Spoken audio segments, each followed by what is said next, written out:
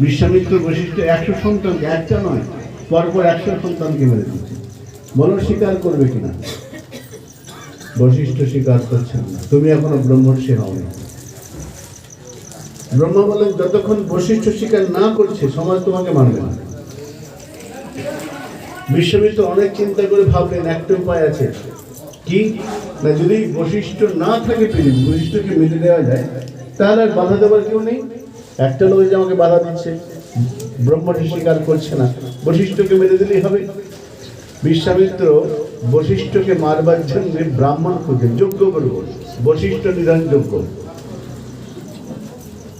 যে ব্রাহ্মণ কি বলে যজ্ঞ করো, হ্যাঁ যজ্ঞ করবো। কিসের যজ্ঞ? সংকল্প কি? বশিষ্ঠ নিধন যজ্ঞ। সর্বনাশ, বশিষ্ঠকে নিধন, আমরা যাব না। কোন ব্রাহ্মণ এগোচ্ছে না, সব ব্রাহ্মণ সর্বনাশ, বশিষ্ঠ দেবের নিধন, কেউ এগোচ্ছেন না।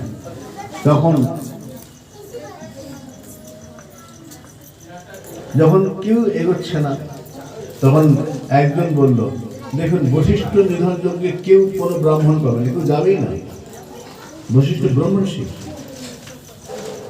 উপায় বলে একজন আছে, বশিষ্ঠ নিধন যজ্ঞের পুরোহিত কর্ম একজন করতে পারে, সেটা আর পৃথিবীতে কেউ পারবে না। কে? বশিষ্ঠদেব নিজে। বশিষ্ঠদেব নিজে যদি বলেন আমি যজ্ঞ করব, তাহলে হবে।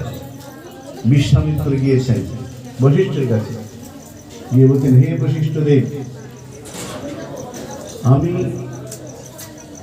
একটা যজ্ঞ করবো, আপনাকে পুরোহিত হতে হবে। আপনি আগে বলুন পুরোহিত হবেন?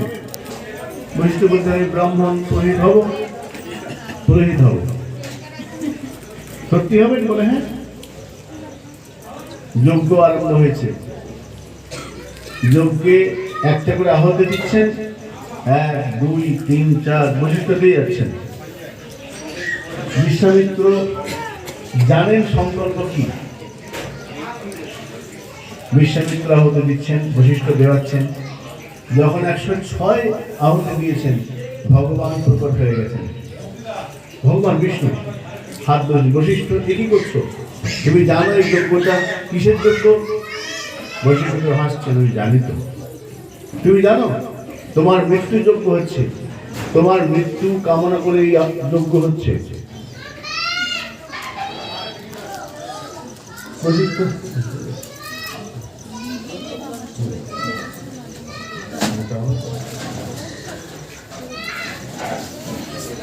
বশিষ্ঠ বলছেন,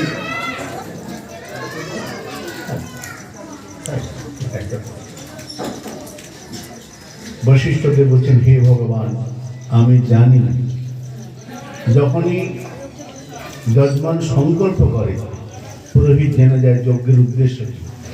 সংকল্পে বলা হয়ে যায় কি জন্য যজ্ঞ হচ্ছে। তা প্রথমে বুঝে গিয়েছি আমার মৃত্যু কামনা করে